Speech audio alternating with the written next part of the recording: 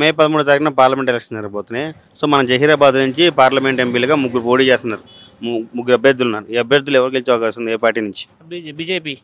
ఎందుకు బీజేపీ? ఎందుకు? సెంట్రల్లో మన మోడీ ఉండంటే పాకిస్తాన్ అక్కడ బార్డర్ కానీ ఎక్కడైనా మనకు అవైలబుల్ మోడీ ఉండంటేనే అక్కడ మనకు భయపడి ఇక్కడ బార్డర్ మన ఇండియాకి రాలేకపోతారు వాళ్ళు. వేరే పార్టీ వాళ్ళు ఉన్నారు అనుకో వాళ్ళు అనామతం మింగేస్తారు. వాళ్ళు మా గిదని అన్నట్టు పోతుంది. మోడీ ఉండంటే ఆయన అంతప్పుడు చూసుకుంటాడు ఒకటి. మళ్ళీ మనకు ఇప్పుడు కాకుండా అప్పటి నుంచి అయినా మోడీ మనకు అవైలబుల్ బియ్యం కానీ ఏదే కానీ సరఫరా చేస్తుండు. ఏ ప్రభుత్వం ఉన్నా కానీ ఎంతో తిని ఆయన చేసి ఉన్నాడు. మళ్ళీ మనకు యాసంగికి 2-3 సార్లు 2000 అవే యాసంగి వేస్తారు. అవన్నీ అట్లా కూడా మనకు అవైలబుల్ ఉన్నాయి. అన్ని అవకాశాలు ఉన్నాయి మనకు. ఆయనతో అన్ని అవైలబుల్ మంచిగా ఉన్నాయి. మళ్ళీ ఇప్పుడు ఆటోలలో ఏమున్నా చెప్పన్నా, లేడీస్కు మొత్తం ఫ్రీ పెట్టిండు. నా భార్య ఉంది, నేను ఉన్నా. నా భార్య ఇప్పుడు మొత్తం నిజామాబాద్ పోతుంది, వెమ్లవాడ పోతుంది, కరీంనగర్ పోతుంది, ఎంజాయ్ చేసేస్తుంది. పక్కపడి నేను కూర్చుంటున్నా, నేను టికెట్ తీసుకోవాలి అంటే ఇదేమో న్యాయం? మరి నువ్వు 20 రూపాయలు ఉంటే 10 రూపాయలు ఎట్టినోటి ఇద్దరం పోతాము. ఒక ఇప్పుడు లగం చేసుకుని విడేసినట్టే కదా ఇది.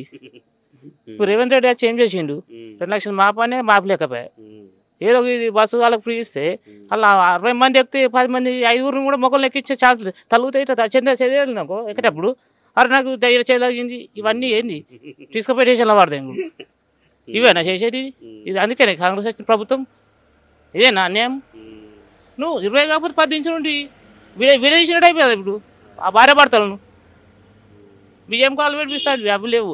గ్యాస్ అంటే అటు బిక్నూరు వేసి మాది, అటు 3 సార్లు వేసి అది డీటెయిల్ చేసేటోళ్ళకి ఏమో సిస్టమ్ కొట్టగా అయిపోతుంది, 500 అయిపోతుంది. మనకు రూపాయి లేని పరిస్థితి ఏమో నువ్వు అటు ఇటు అంటుండు. మొన్న ఎంపీ మాట్లాడినా సోమనాడు పోతా 10 గంటలకు పోతా కలెక్టర్ ఆఫీస్కి పోయి చూపెడతా. అన్ని ఆధారాలు తీసుకెళ్ళడానికి కూడా ఇది సిస్టమ్ ఒప్పుకుంటలేదు. ఇదండి ప్రభుత్వం, కాంగ్రెస్ ప్రభుత్వం. చెప్పు ఇంకా నీకు ఎట్లా ఏమాట ఎంపీ ఆ విషయంలో? మాకు ఇప్పుడు రామారెడ్డి అన్నాడు మొన్న తప్పు ఉంటే ఇల్లు కూడా కొట్టి కూడా మనకు అవైలబుల్కు రోడ్డుకు కూడా అవకాశాలు ఇచ్చిండు. ఆయన చేసిన తప్పేమున్నది? నిశ్చయితగా మళ్ళీ సంఘాలకు అవి ఆయన గెలవక ముందుగా ఆమె ఇచ్చిండు. ఈ మనలేము మనం వేసినాము. అట్లా కూడా ఆయన అన్నిటికీ రెడీ ఉన్నాడు.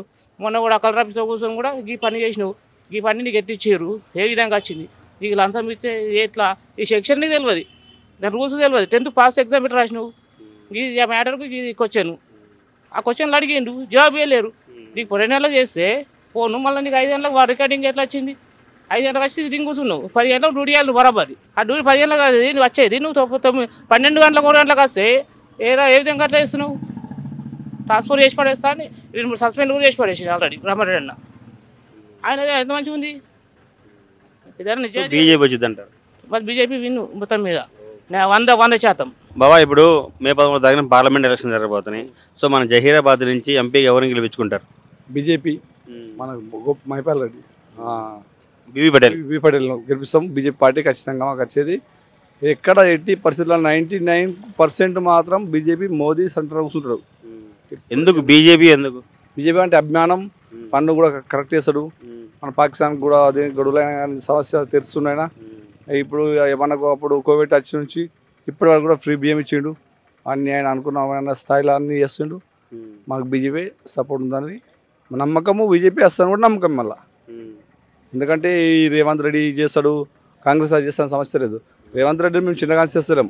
ఆయన కూడా ఒక వ్యక్తి, ఆయన వర్గం ఆయనకే ఉంటుంది, వీళ్ళ వర్గం మీరకే ఉంటుంది. కాకపోతే మనము ఎదుటి వ్యక్తిని గౌరవిస్తే మనకు ఆ వ్యక్తి గౌరవిస్తాడు. అది మాట మర్యాద బట్టి. ఇది కూడా అంతే. ఇప్పుడు కావాల్సిన ఎవరు నరేంద్ర మోడీ సెంటర్ కూర్చుంటాడు. ఇక్కడ బీవీ పటేల్ ఖచ్చితంగా వస్తాడు. ఇప్పుడు కామారెడ్డి మస్తు నడిచింది. వెంకటరామరెడ్డి వస్తారు అనుకోలే ఎమ్మెల్యే, ఆటోమేటిక్ వచ్చేసిండు. ఇద్దరు మీద సీఎం మీద గెలిచిండు. ఇది కూడా అంతే ఖచ్చితంగా.